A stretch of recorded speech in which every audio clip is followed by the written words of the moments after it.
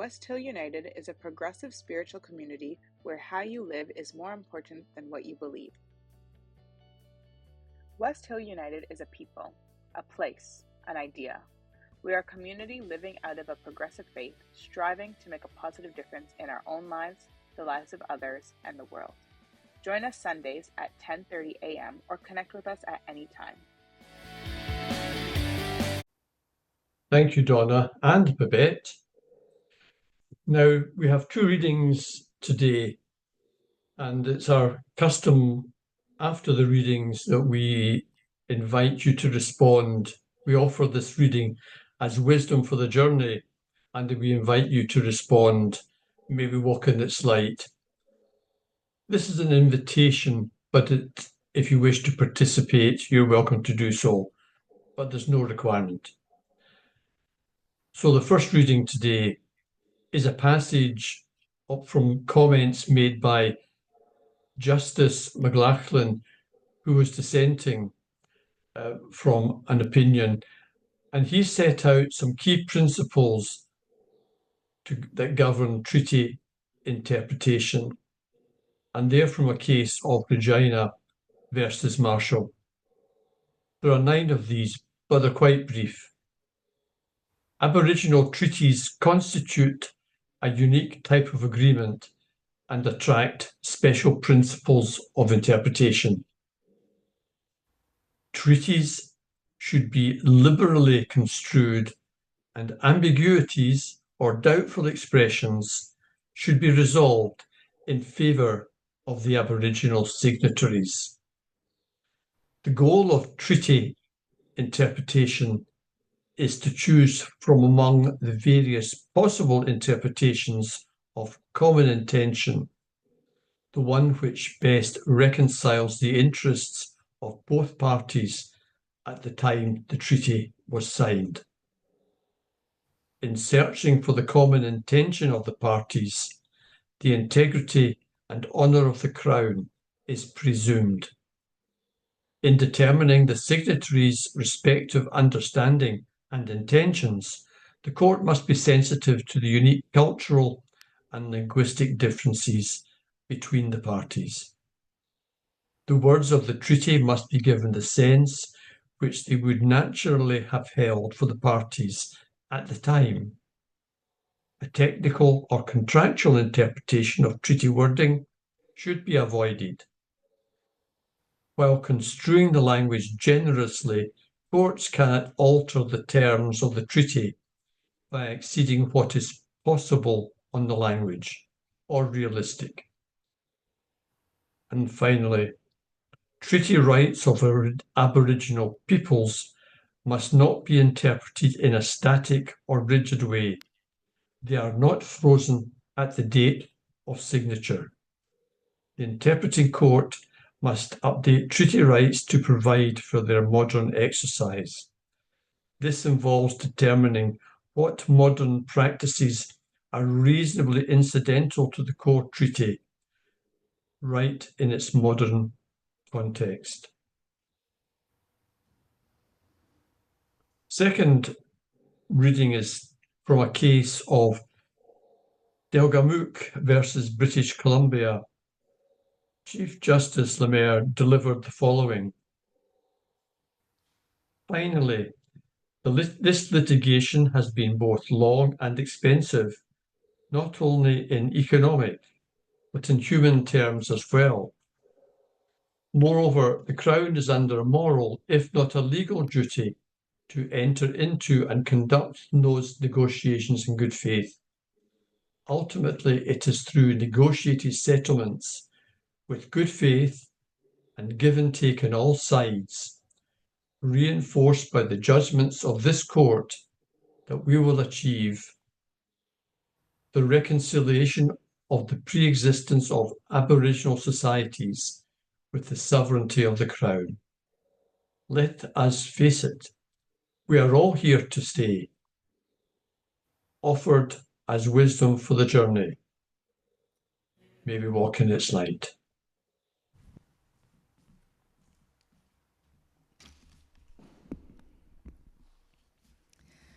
Good morning. It gives me great pleasure to introduce Cynthia WESTAWAY this morning.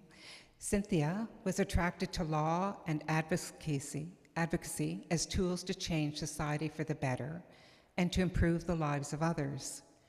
Early in her career, she was a professional ballet and modern dancer in Winnipeg, Vancouver, and New York, where advocating for the Dancers and Musical Artists Union led her to law school. Cynthia imagined she would be an entertainment lawyer, but instead she fell in love with public law and human rights, and stints as clerk at the federal and then the Supreme Court led her to Aboriginal law.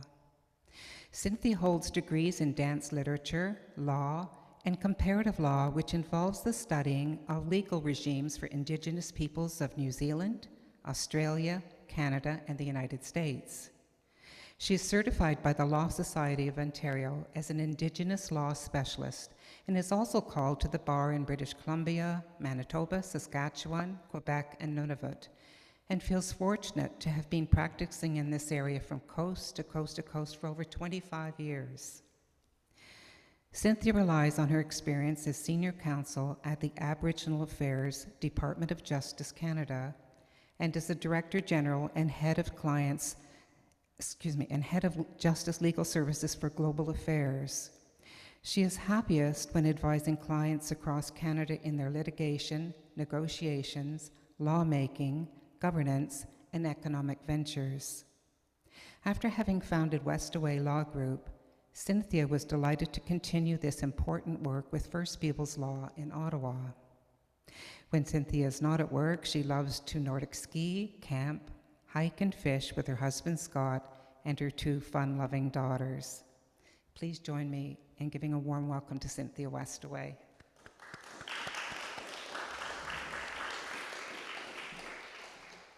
Thanks for having me. I've already had the gift of being with all of you, and it is truly special, and I'm quite grateful. I was raised in the United Church and in St. Thomas, Ontario, as a young person before I went off to ballet school at 14. And so it feels like home. So I'm really happy to be with all of you today. So I'm going to speak from my perspective, which is all I can do, of course. So I've been very, very blessed in my career for the last 25, now almost 30 years, to work for First Nation communities across Canada. As Ruth mentioned, I also worked for the government, for Canada, for the Crown for about 15 years, and I worked at a couple of different courts before I went out to my own practice. So I hope to put some of that together for you today in my answers to your questions and my remarks. I am in a remote area and on Elon Musk's satellite, Starlink. So once in a while, I may freeze. I think I always come back. So we'll just kind of breathe deeply and have a nice quiet moment if I disappear for a second. If for some reason it drops, of course, I will get right back on, but hopefully there won't be too many frozen moments today. I can't really control them. Okay. So what I thought I would do, as Ruth mentioned, I've worked in private practice, so I've been able to visit a lot of reserves across Canada. I've spent a lot of time working with various chiefs and councils in a lot of settlements, negotiations related to mining, governance, child welfare, trusts, wills, whatever First Peoples need is what my law firm has done. So we've been able to gather a lot of really amazing knowledge and experience and to have had a lot of sharing. So Ruth was kind enough to send me some of the questions that you had been interested in addressing today together. So I'll go through some of those. I'd also be very interested if things come to your mind as I'm talking that you think others would want to talk about as well. If you want to just raise your hand or provide an important short comment or another question, I'd like this to be quite as interactive as we can make it in this kind of format. So please feel free to raise your hand in the room or online if there's something that strikes you that you want to ask or a different question please do that. Are we good? All right, great. So the first question, of course, the questions you guys have sent me are all of the hard ones for which there is no answer. The first one is it possible to get rid of the Indian Act? But these are the kind of questions that in the thinking and in the discussion are very important. So yes, it's definitely possible to get rid of the Indian Act. And we've been doing that slowly but surely across Canada. Just so people understand, though, the challenge is we had a whole governance structure with 70 to 80 different languages and cultures across Canada. Right now, we have 635 chiefs and councils, maybe 600, and that number changes as communities amalgamate and de-amalgamate and are growing. So we have clearly over 600 First Nation governments alone. We have 5 large Inuit organizations. We have Métis communities all across our country that are struggling for recognition and existence. So there is no one size fits all. Yet historically, we had a lot of treaty making across Canada, as you know, pre-Confederation treaties, historic treaties, as well as the numbered treaties, 1 to 10 and 11 after. And then all these smaller treaties that we're still trying to discover their history. And then we had the imposition of the Federal Indian Act. So that created structures that interfered with the structures that were already there. So if you had a clan system and a voting system and a historic chief that was part of, for example, Northern Manitoba, the Pelican clan that married into the Whitefish clan, that, there's a whole structure that was wiped out and replaced by the Indian Act. So now we have 120, 130 years of governance according to a reserve system under the Indian Act, or those who were not recognized and left out of the Indian Act, so often called Métis or non-status. And then we had other structures imposed in our north. So to now just say we're going to get rid of the Indian Act leaves all of these communities with a hybrid, a mixed, or no structure at all. So that's why we haven't been able to just agree to say, yes, get rid of the Indian Act. It's a paternalistic and difficult piece of legislation. It also has comes with it a fiduciary protection for communities who have not had capacity because of Crown interference and settler interference over the years. So until we give enough capacity support for all of those Indigenous structures to rebuild, those languages to come back, all of the Indigenous structures are tied to the lands and language and culture. So that's what we're trying to support now as lawyers and advisors. How can we put this a new modern structure in place that works? Not unlike what you've done here today with your hybrid people all over the world and all over the country joining together in a service today, people together, people not together. You've created a whole new structure to modernize the way we come together today. That's what we need for our First Peoples, is to really support those new structures so that we can replace the Indian Act gradually with structures that are designed by First Peoples for First Peoples. Any additional question that springs from that?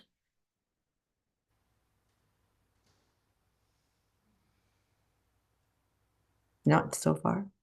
Okay. You'll wave at me. All right, so then I'm going to go on to the next. Go ahead, question or comment? In the light of what you've just shared with us, where do you find the greater support or receptivity to your ideas, at the judiciary level or at the political level?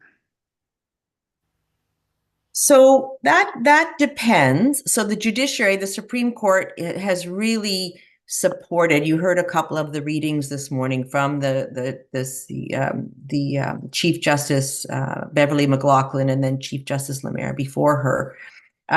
So traditionally, they have been very supportive, and they've really pushed the law and supported the First Peoples in a way that we need to. But it's, it takes 5 to 10 years of very expensive, millions of dollars of litigation that First Peoples don't really have. So a lot of things are unaddressed by the courts. For the government, there's been a real opening, I would say, with this particular Liberal government in my career, compared to some of the other governments before that, to trying to find out what reconciliation is and how we can do it. There's an opening, to be honest, with the negotiators that I work with for Canada. Less so with the provinces. They're starting, but they're very much behind across Canada. The provinces need a lot more training, open-mindedness, support, a direction to really get it and understand what's happening. One of the key principles that I think we can practice, and some of your questions have kind of led me to think about this, is on a day-to-day. How can we do this on the day-to-day? And that really comes with openness, which you've already expressed as a church community, but then knowing the best way to do that. And I think it's getting rid of that colonial mindset that we can help or teach or fix the problems. To be honest, there's a Hindu concept, do no violence. And you think, well, that's easy. We're not violent people. But violence is when you think that your way of doing things is better. So you're going to help somebody. You're going to without really respecting them. Maybe they know better.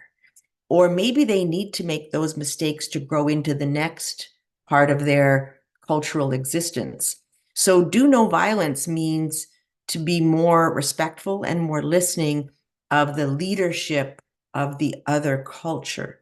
So at the same time as that we've had a lot of great experiences in Canada, we can provide support and capacity support. At the same time as you're doing that, it has to be so respectful and listening, so that you're taking the guidance of the First Peoples leadership.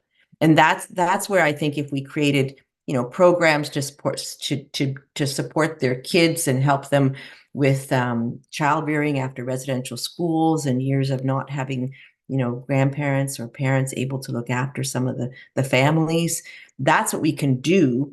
At the same time, just really focus on listening and respecting the wisdom of the First Peoples. And so that's where governments have gone wrong over the time. That's where individuals continue to go wrong by trying to do it your way. Does that make sense? Other comments or questions that spring from that? Okay. So I'll go to the second question, which is, what would reconciliation look like? Or is it a misnomer? I see reconciliation as a super important. So we're not going to achieve reconciliation. We're going to continue to, like your mandate, to grow reconciliation over time, because we are undoing a lot of complex history interference, and we need new solutions. We need a lot. So I think just reconciliation is, I don't know if I'm disappearing or not. I see my internet's unstable. Reconciliation is achievable, and it's a constant goal. I think it's probably like love, like forgiveness, like kindness. It doesn't have a finite moment. It's constant. You're trying to find your kindness over and over again. You're trying to show your love over and over again. So I think reconciliation is exactly like those key, Christian principles that we all try to grow and nurture. Questions about reconciliation?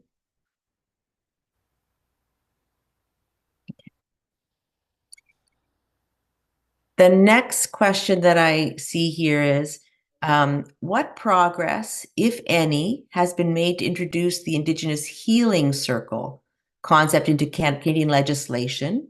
the judicial system to promote restorative justice to benefit both Indigenous and non-Indigenous communities. This is a totally foreign concept to our legal environment. Our legal environment is about rulemaking, proving someone's guilt or innocence, punishment. Those are the things that our legal culture is made from, historically, colonial cultures. Indigenous healing circles are looking more broadly at if all of the young men are in jail for offenses, who's looking after our families? If all of our leaders have addiction problems and are unable to serve as leaders because of past addiction problems, who's leading our communities? Because we are in transition. So we do need to have a different way of looking at individual problems as part of a global problem. And that, I think, is universal. We have a lot of young people who make decisions in their lives that are non-Indigenous.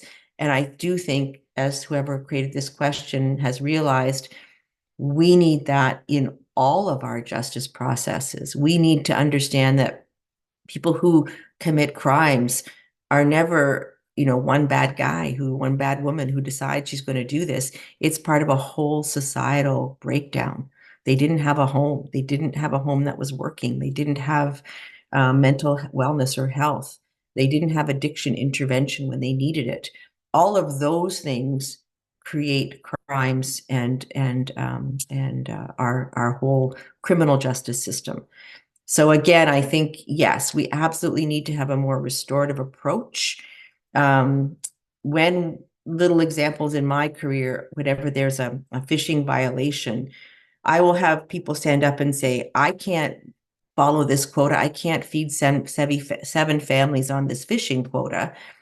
And they're telling this to a lower court judge. And so it's my job to say, hey, you're in the wrong venue.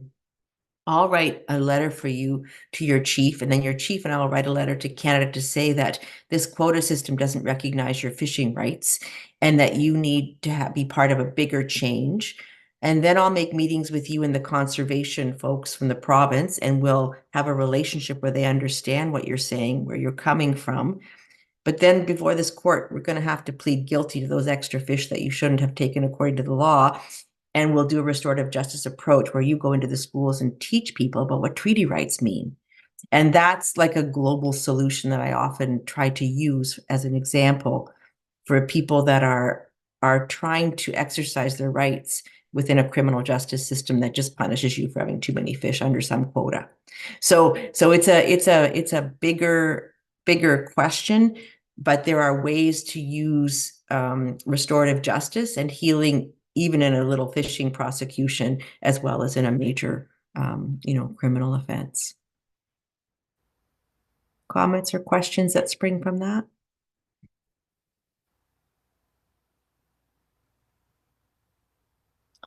All right.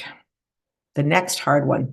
The next question says, considering the glacial pace exhibited by all three levels of government on the critical issues of potable water, First Nations considered, one, mounting a crowdfunding program to get public financial support, two, launching a class action with environmental protection groups, or three, launching a class action with a specific purpose of having it go to the Supreme Court?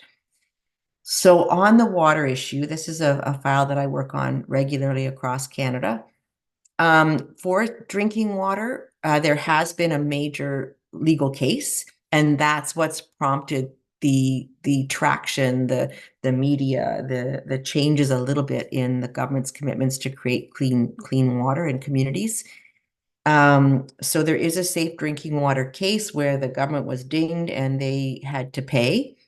They were also required by the Supreme Court in that case to take 18 months, I forget how long exactly it was 1 year or 18 months, to negotiate new solutions and to provide funding for capacity building for new water systems.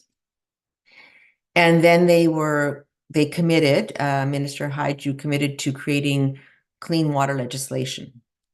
So they've done that, and we've reviewed a couple or one, actually just one draft, they haven't completed it, of what the water legislation would look like. It does have some commitments, and of course, legislation comes with money, Treasury Board funding, which is important. That's why sometimes we need legislation. So we do have some funding to improve the water systems. The challenge is that it's so unique in each community, and the government has a really hard time with flexibility because they usually make one rule across the board or one policy or one funding mechanism. And then there's no way for those First Nations who have small communities, often poor internet, not a lot of administrative capacity, but a lot of other brilliance and knowledge of the lands and the waters, but no administrative capacity to apply for some funding program. So it's a real challenge as far as the solutions don't match the reality of what people are living. So that's where the government seems to have what is called in this question a glacial pace. We just can't operate everything from the top. We have to have more local solutions. And again, give more power to each First Nation. Say, here's a funding envelope that you may spend as you need to spend, as long as you spend it on water. And they will. They make great decisions. They just don't document them and fill out all the forms every 5 minutes because they have real jobs and communities to look after. So that's our challenge, is that the government wants to protect its taxpayers and the Canadian public. And as a result, they have too much control and not enough results, if that makes sense from my perspective, humbly. Comments on water, safe drinking water, other water issues, water legislation, keep your eyes open. There are all of the Treaty 6, 7, and 8 nations out west. I'm representing the Alberta nations, and they are going to be, they don't want this water legislation to go through because they need a bigger solution. Water is so critical to the First Nations. I went to a 2-day water summit in Inuvik, very far more north than Alaska. And all of the elders and leaders from those nations, the Dene Nations, Inuvialuit, and the Northern Métis came together for 2 days. And they had just had the imperial oil spill, and everything was flowing down into the Arctic. And nobody bothered to even come and tell them about the oil spill. They lived right beside it, and there was no notice. So it's very critical. Without water, there's no life there. So it's important. Cynthia, could you comment on Grassy Narrows? That's an area that we have been quite active and updated, and the tragic mercury contamination of an entire population. Yeah, I don't know when you've been working with them more recently, but yes, Grassy Narrows, I worked with them and I've been there a few times, and oh my goodness, what a beautiful spot. Like just visually incredible. And yet they can't, fish and run eat the fish out of their waters because of the mercury poisoning from the pulp and paper plant. So a lot of the people there have had to eat those fish, even though they know they're not good. They try to just eat the small ones, but we do have huge cancer rates and mental illness and ill health as a result of years of mercury poisoning.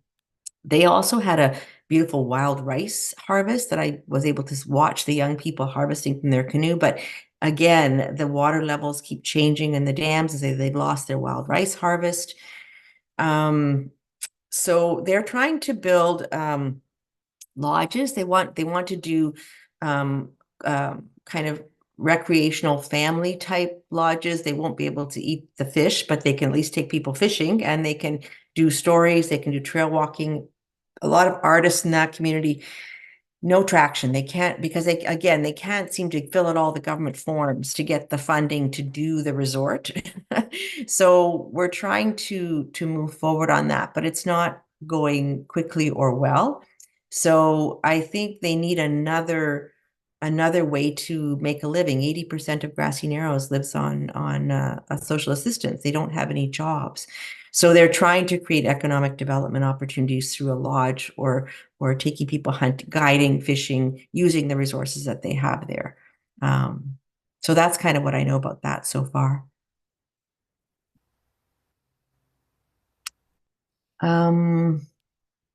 The next question is, for the murdered missing Indigenous women and girls, has thought been given to mounting a campaign to garner support for the mothers to increase the pressure on the provincial and federal governments, as well as police forces, to investigate these tragedies?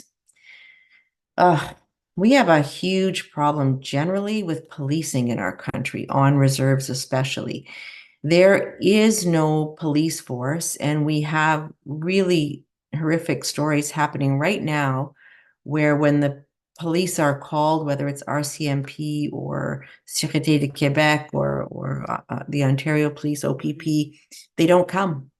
They just are saying they don't have the resources, or they don't have the capacity, or they don't.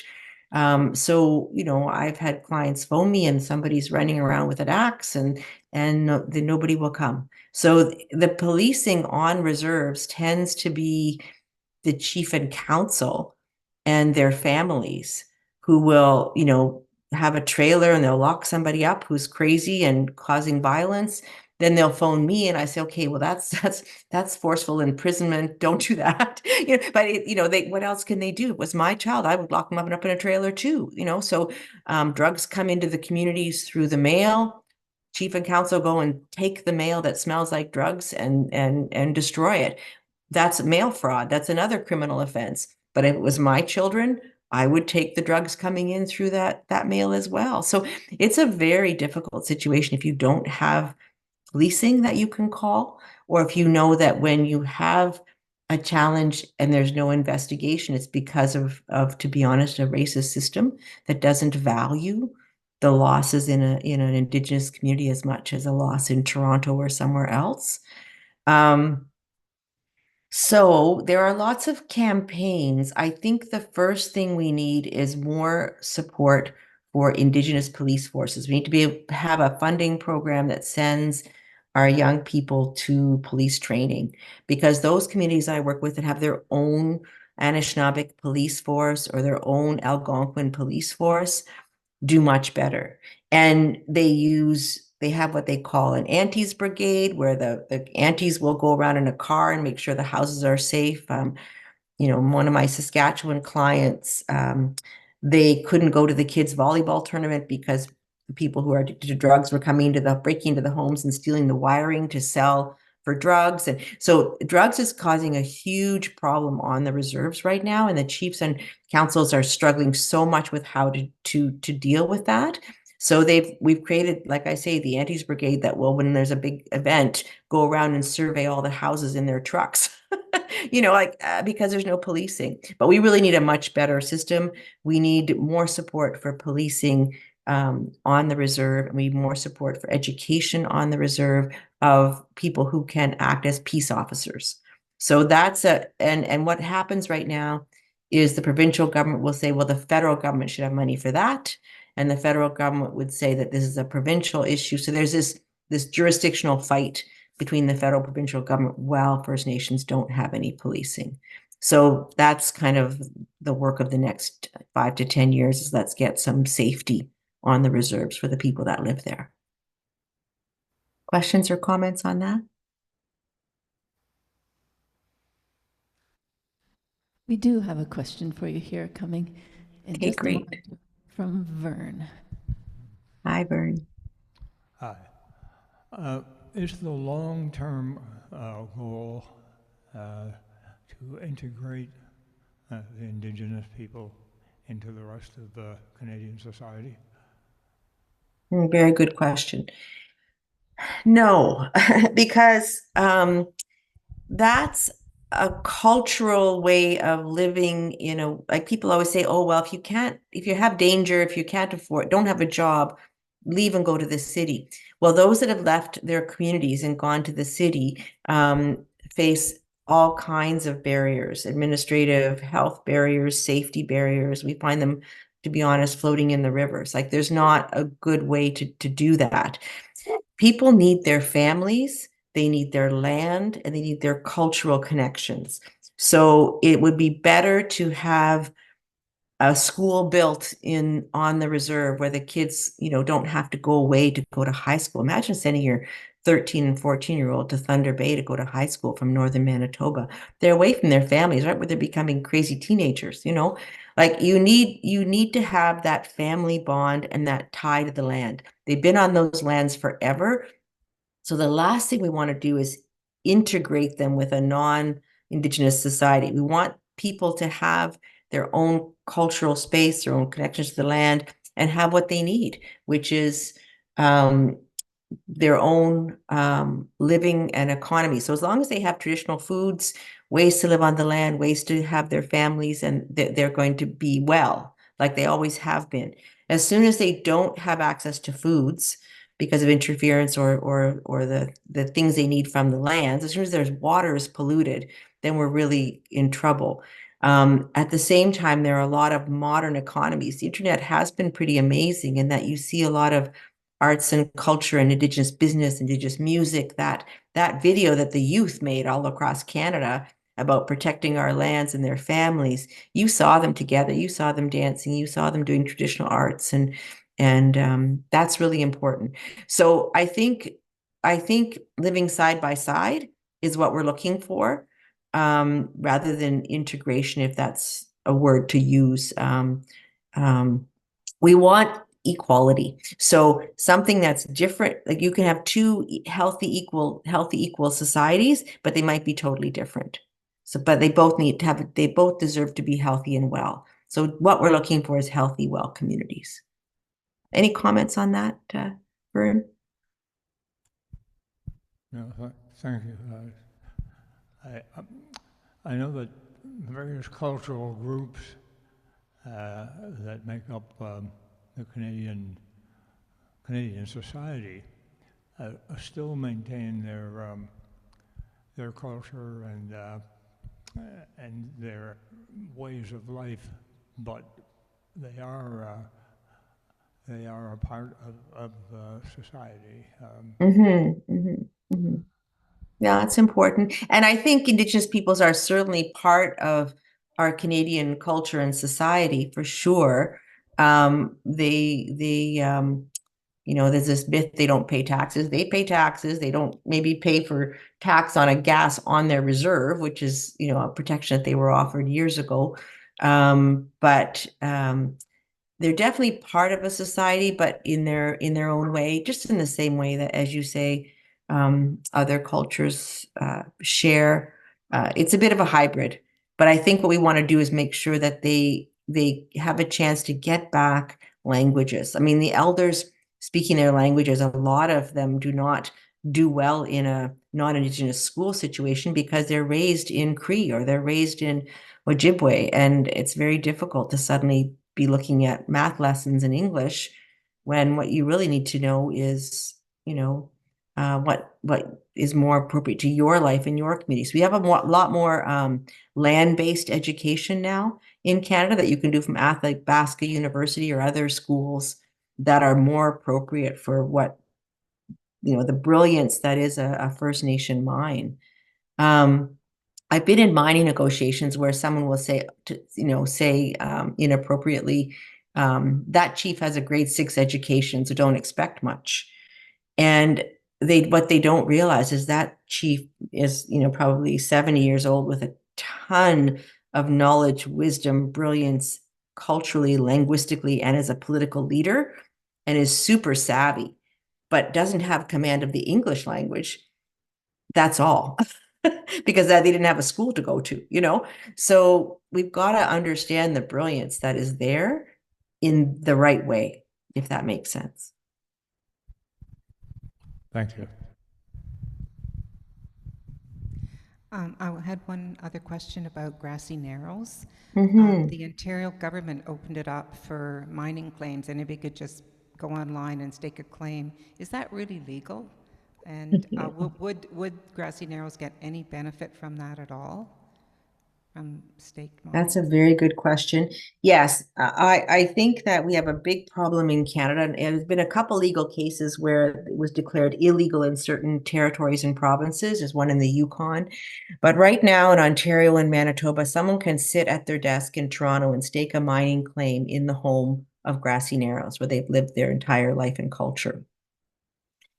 And they suddenly own the subsurface mineral rights and have a right under the Mining Act to explore.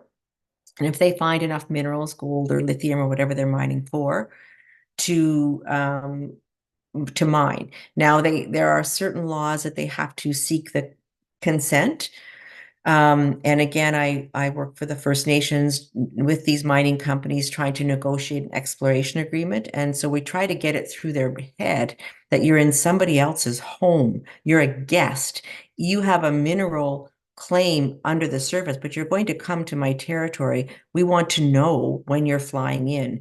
You're not going to drill holes without telling us where, because we have our elders buried there. You're not going to damage the water with your tailings ponds, because we need that water for our animals that we're still hunting and fishing. So there's a lot of discussions that go on there. And then usually we will negotiate an exploration agreement so that they get a little bit of compensation for the damage to the land, and that they promise to remediate it and fix it after if they don't do a mine. You know, one in 1,000 exploration projects becomes a mine. The other, 999 don't. So we want them not to just sell their company, which they've done in the past, and then walk away. So we make sure that the obligations that this company has are assigned to the next company legally. We make sure that they have to remediate the lands and do an environmental assessment before and after, that there's some compensation to the people for the loss of those lands. And we have to have input where they're going to do their testing, because if they put it on a trap line that's feeding 8 families, that's a disaster. If they move it over 200 meters, it could be fine. And we could manage that. Or, with a snowmobile, we could trap a different line perhaps. So those are the kinds of conversations that have to happen. But again, First Nations don't always have the money to hire legal advice to come and help them in those situations. So we get into these problems where companies just do what they want. But we're trying to change that in Canada, where they have to consult and get the consent of the First Nation. In Canada, other First Nations and other Inuit communities have done impact benefit agreements where they become partners. And that's where it's best. And if the company's going to do a mine, they're going to damage the lands. We know where it's going to be. It can be kind of managed, maybe if it's a large enough territory. And then those have to be jobs that go to the community. And that's a big job as well, because you can't put out a job advertisement for a manager of a section of the mine that requires a specialty university degree and expect the local community to meet that criteria. So what happens is people get flown in, and the people that live there have no jobs. So it's as simple as saying, or equivalent experience, and you can get somebody from the community who's a really good manager. They've been running a snowmobile company for 40 years, who can manage that particular part of the mine. So again, it's having conversations and listening to each other to know what will work, so that things, because it's in the mining company's best interest if Grassy Narrows, in your example, if Grassy Narrows and the local labor force. But we have to make sure they have the training. If they need a special driver's license, we get ahead of that. So there's all kinds of things that need to happen to make that mining work. As I say, in other larger areas, it has worked when they're partners, and if the mining company is going to be making additional profits, that there's an escalator in the agreement that I negotiate where the First Nation also gets an escalator. Because we had one out in Voisey's Bay, for example, in the east, where they got a percentage, whatever it was, 10%. And then the company started making 40, 50%, 60% on their investment. And the First Nation stayed static. And so the gap widened, and pretty soon there was a massive protest, disaster, and they shut the mine down. So you have to work as partners, and you have to, if somebody's making money, everybody has to be making money. So that's kind of how it works well. That was a lot, I know. And wave at me if I cut out and you miss things. Okay. We have another question for you, Cynthia, coming from Jim. Okay. Yes. Global warming has become such a tragedy, particularly in the far north and out west. How are these communities coping? How involved is the federal government and provincial governments reaching out to them to sort of help them get through what is happening here? And obviously, if the future is any going to look any better, which I somewhat doubt, there has to be a great deal of planning to allow these people to survive. Yeah. Yeah, they're very remote. They are the most vulnerable often.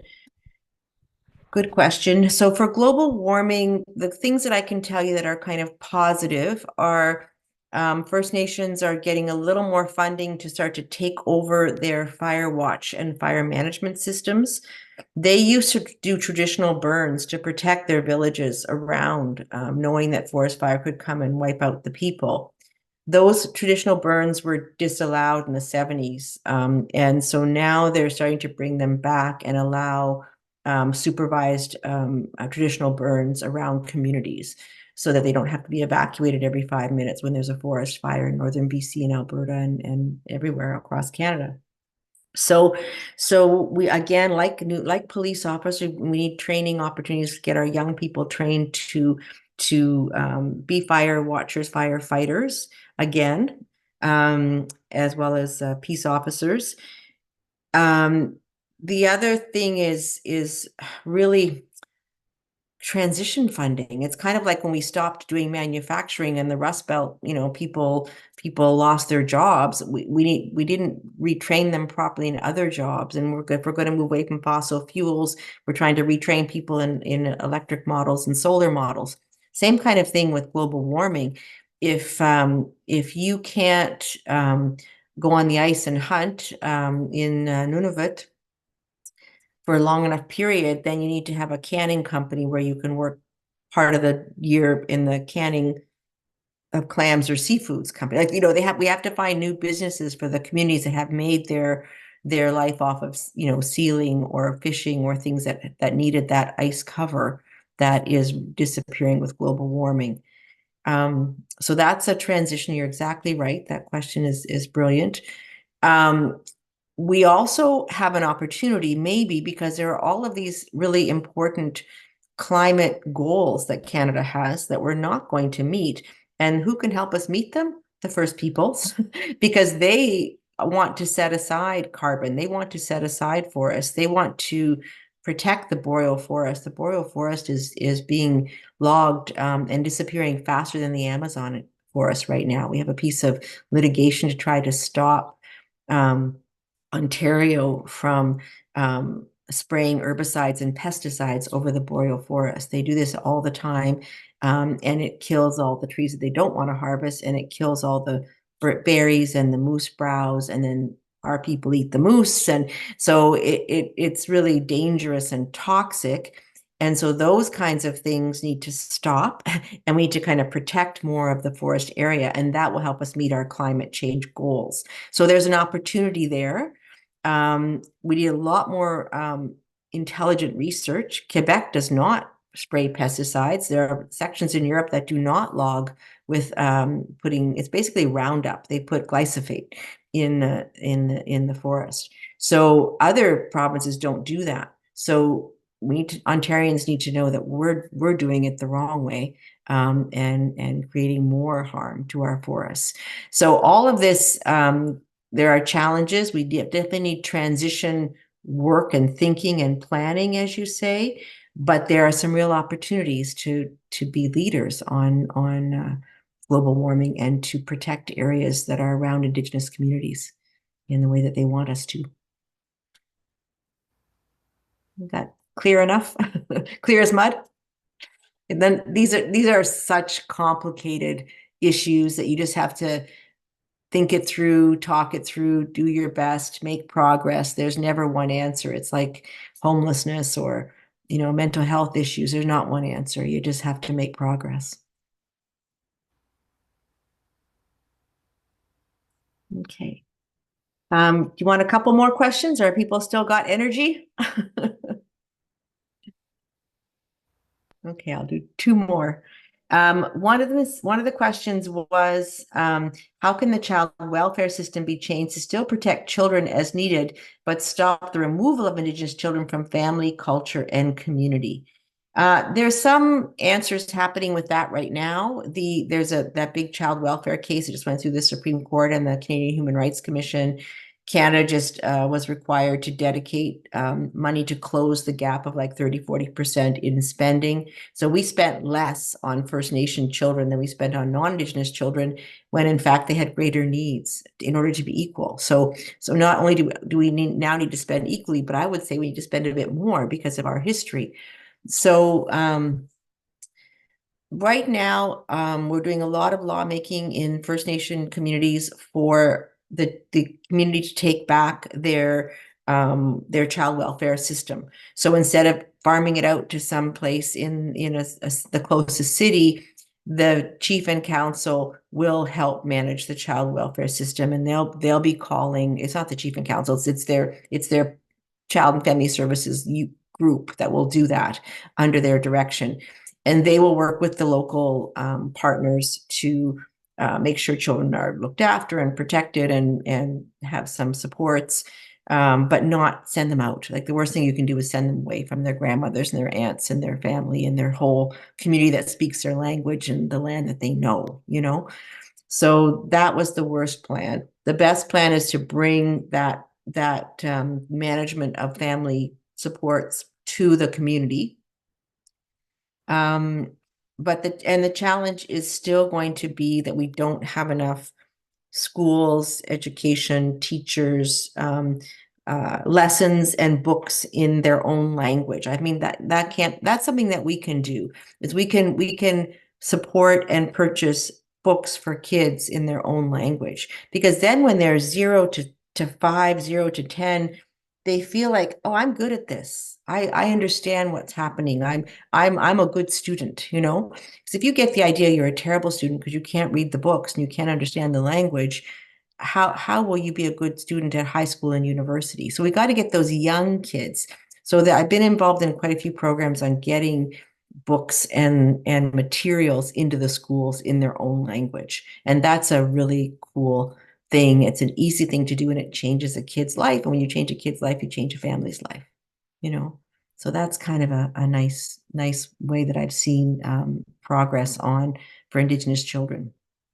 But yeah, it's just support for the community. It's kids programs. It's, making sure they have money to be on a hockey team or a ski team, making sure they have a little arena so they can gather, the things that families need to be a unit, There's lots of great Christian community and culture in the First Nation communities in the North, especially, and all over. So that really is a glue as well for those communities.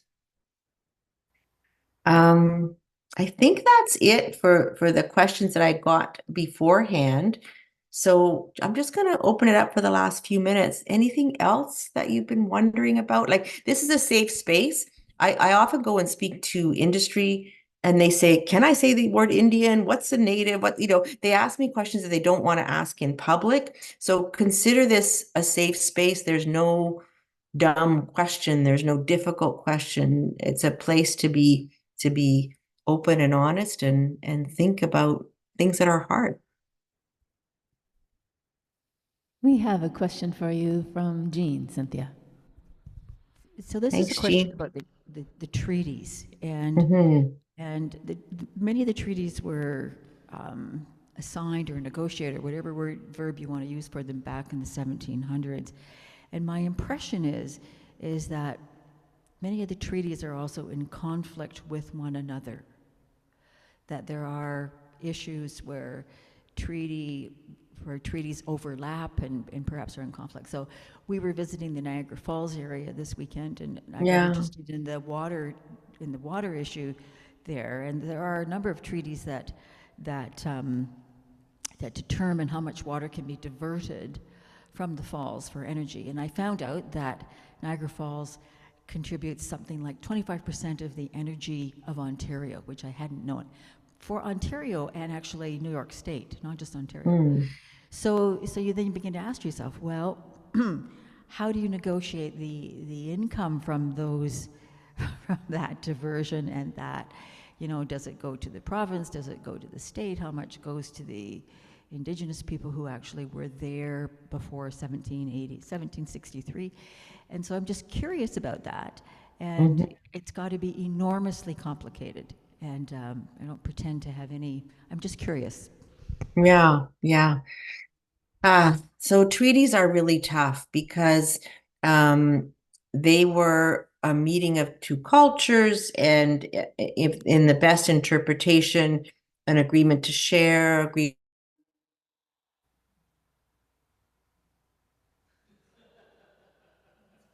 languages, or lots of religion. There was, of course, a colonial greed that wasn't necessarily apparent, that often the treaties were negotiated to open for settlement, to take lands and not to compensate fairly. So one of my big settlements that you'll read about in the paper soon, because we're finally getting it finalized this month, is on Manitoulin Island, for example, where Sir Bondhead in 1836 decided that he would move all of the First Nations people onto this island because they didn't really need it, and that would get everybody off the North Shore and the kind of, Henby Inlet and Perry Sound and Barrie, that kind of area, get them to move all to the island and create an island of First Nations people that would open up the rest for settlement. So he relinquished the Crown's title to this island, Manitoulin,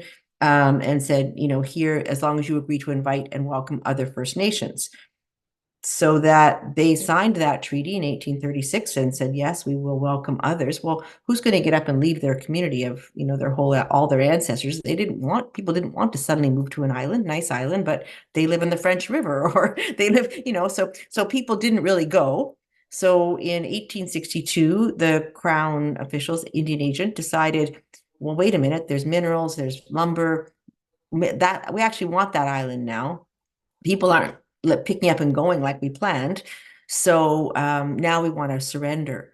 And of course, the chiefs refused. Eventually, after about 3 years of negotiations and refusals, there was all kinds of fraud, and we were able to prove that one of the chiefs finally signed on to the 1862 treaty. It says, "I am drunk." So they got them drunk before they had them sign. They had people who weren't chiefs, that were uncles and nephews, signing. So we have this treaty that's invalid. And then but then after that treaty, they took those lands and said, we will sell them for your benefit. They sold those lands, didn't provide they put in the money into a trust. Then they used that trust to pay Indian agent salaries, used the trust to build all the roads on Manitoulin. So it wasn't that hard for me to go into the evidence and prove that they didn't provide money for the benefit and that the treaty was invalid. So those are the kind of things now that they've lived in 120 years of poverty as a result of all of this taking of their lands and the taking of their trust funds as well, in this case, so that now they're going to get a large settlement. There's kind of 5 or 6 First Nations that are going to be sharing, kind of $400 million, and they're going to try to build schools, build a hospital, create a mental wellness institute, try to catch up from 120 years of poverty. So that's just an example of how the treaties worked. So the treaty, at the same time, my First Nations do not want to challenge treaties. They believe and have been taught throughout time that the treaties are solemn promises. And so you never undermine the treaty. The ancestors made that promise, and you have to fulfill it as long as the grass grows and the water flows and the sun shines, as you say. So it's a combination of now we have to respect the good faith, the best part of treaties, what it represents. while knowing that the actual written words were not written in Ottawa or Anishinaabe. They were written in English by somebody who wasn't there when the promises were made. So there are lots of promises that people wrote down that I can find evidence on. So we do try to find out what the meeting of the minds was. We do, as the treaty principles that were set up by the Supreme Court that we read at the beginning of this, we do try to interpret it in a way that makes sense at the time. The honor of the crown is presumed. That's a really big statement, because sometimes people who were doing that were not acting honorably at all. But if you presume that they were, then you can get a better modern result to go forward. So that presumption of the honor of the crown, that presumption of good faith in treaties, that's our hope for the future, I think. So they're important. We have to recognize all of the flaws and the gaps. But what can we do going forward? Create better relationships. I don't know if that helps the treaty question. Cynthia, it's Ruth. I had one question about, there's so many Aboriginal women in jail, the huge proportion more women than male Indigenous people in jail, and I was wondering whether you thought the healing lodges, there's some that have been built, Thunder Woman Healing Lodge, I believe. Do you think that they will make a difference? Should there be more of that? And who should be responsible? I understand there's some that have been built by the federal government, but others have been built just completely run by Indigenous people. Good question. I think that there are still a lot more Indigenous men in jail than women. There are, for sure. But there are a lot more Indigenous women than non-Indigenous women in prison. So they represent a larger, like if Indigenous people are 3% of the population, 10% of the women's prison population, or 20%, will be Indigenous. So it's disproportionate, is the point. But there are so many young men. I mean, it's like 4 times the amount of young men that are in prison than women, as with comparing Indigenous populations. But again, when you're healing in the criminal system, you're healing families and generations. And so the concept that we want to absorb, as I think someone raised at the very beginning in our opening today, was looking at what we can do for the next 7 generations. That's an Indigenous concept across Canada, that you can't just think for yourself today. You can't just think for the next political election. You have to be doing all of your decision-making is for the next, not 2 or 3, but next 7 generations. So when we're looking at the Indigenous women who are in, and the healing lodges, you're trying to make that woman's life palatable, better, moving forward through the lodge. But more importantly, who's her family? Who are her children? Who are her relatives? And how can that family and that community be healed so that the next generation has a better go and the next 7 generations can be well? So it's really, those lodges are super important, and I think that they need to be run by Indigenous peoples, but with lots and lots of allies and support. Again, not looking at the individual, but looking at the whole family and the whole community. That's the only way that you can heal in an Indigenous culturally appropriate way, if that makes sense. Ruth, is that good? More questions that come from that? Sometimes answers bring more questions.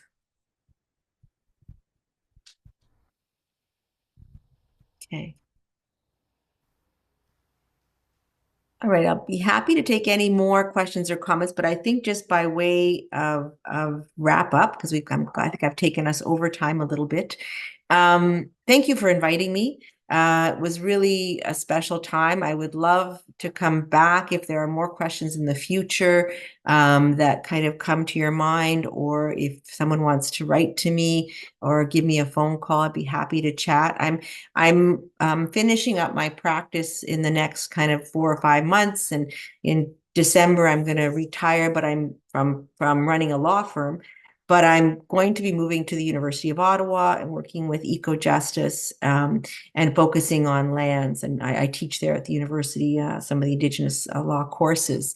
And so I'm really trying to focus the practice on lands, because I feel like if we can help land managers, help First Nations, and help even, I'm going to do a government program where we're training the federal government to help First Nation land managers. If people can have safe and healthy lands, they can look after the rest. They look after their communities, their wellness, their hunting, fishing, and trapping. So that's going to be my focus, if you can look after lands and governance. And I'll be doing some more litigation for eco-justice, which is, I think, a publicly funded organization, of course, that does Supreme Court appearances, kind of starting in January. So I'm moving more into education. So if there are times that you want to talk with me again, or things I can do in the future, please let me know. Thank you for inviting me, Ruth. Thank you, Cynthia. Yes, round of applause. Become a sustaining champion of West Hill United's work by committing to an automatic monthly donation. Learn more or donate now through Canada Helps.